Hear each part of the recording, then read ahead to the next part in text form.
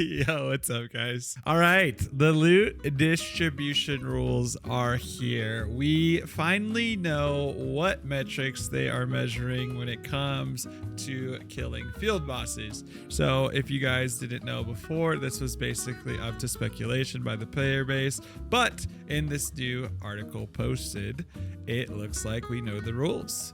So what is it that it like what do you need to do? How do you get the loot? It says here, contribution is earned by doing damage against the enemy and healing friendly players in the battle while said enemy is active. So what that means, if you're at a field boss, take damage, stand in the AoE, get one shot so that your healer has to heal you. And if they flame you for standing in there, you just tell them, hey bro, do you want contribution or not? I'm just trying to help you out. Okay, so that's what the contribution is. Okay, contribution from healing is acquired for healing players both in and out of your party when participating in guild level events, so field bosses. So that's pretty huge. This is only in guild level events, so it doesn't work in world bosses. Event items, loot drop during dynamic events that is collected to turn into the event progress. For example, wolf tails at the wolf hunting event. Loot drop during dynamic events that is collected to turn in for event. Okay, I don't know. Yeah, well, duh. Okay, so that's just contribution. So this is like a subcategory of this. They should have intended that. Okay, general activities. Okay, open world farming, abyss dungeons, farming, quests, contracts, dynamic events, co-op dungeons, excluding the final reward chest. Applicable enemies, normal, elite, party elite. When an enemy dies, it is assigned to the player who first earned contribution. Deal damage in this case is the said enemy. If the player is in a group, the loot is assigned to the player's party instead. In this case, the drops from enemy have an equal chance of distribution across all party members. The only exception is party members have no contribution or out of range will be excluded from the drop pool.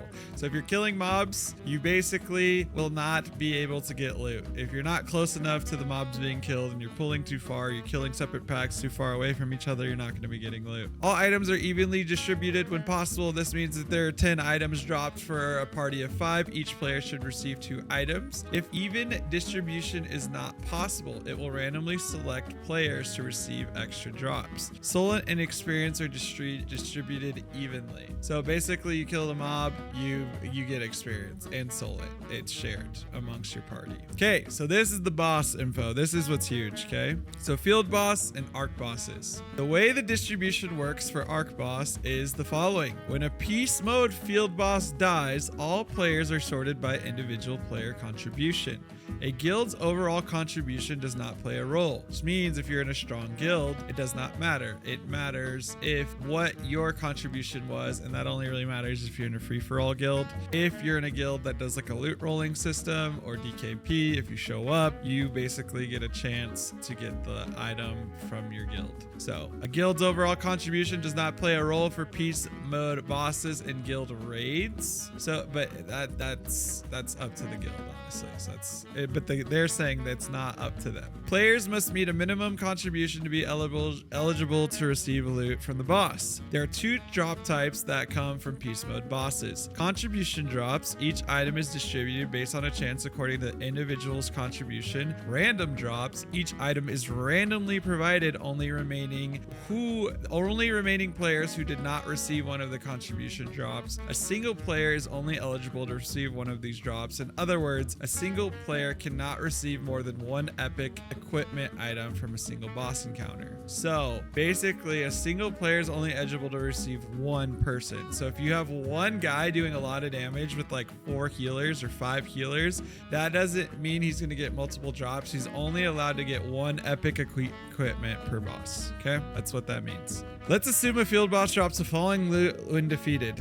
Contribution is the contribution drop would be 1 sword, 1 mask, and 1,000 soul. Random drops is 1 boost. Assuming that you met the minimum contribution requirement described, if your contribution was 3% of the total contribution, you would have a 3% chance of acquiring either a sword or the mask.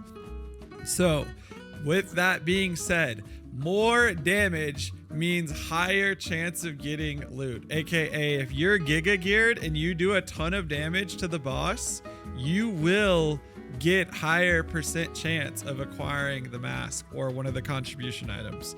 The random drops is completely RNG.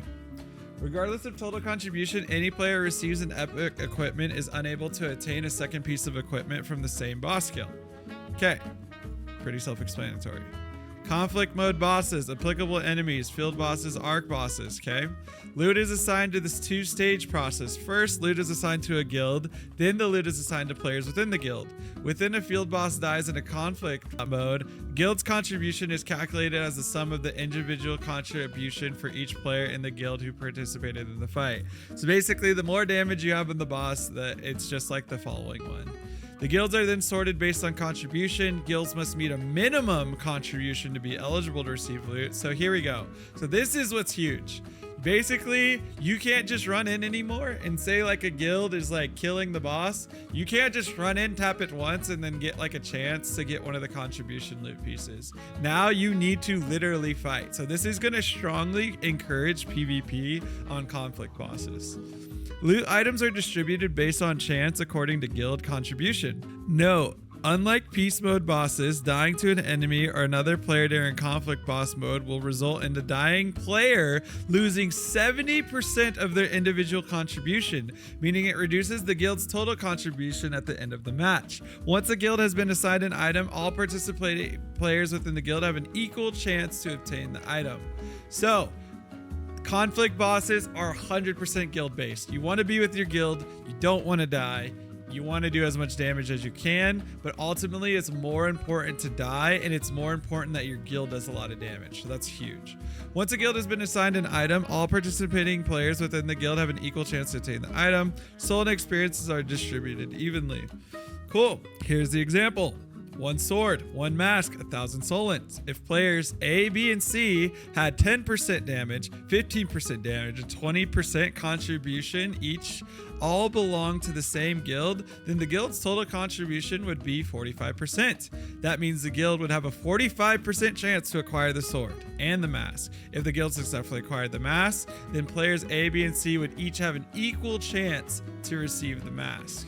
So basically, long story short, if you do a lot of damage with your guild, individual players, right, they will get the loot chance, but the other two will still have a chance to get the other item, if that makes sense. So I don't know though, what they don't explain in this example is like, say player A gets the item, right? Well, does this 10% drop now for the mask?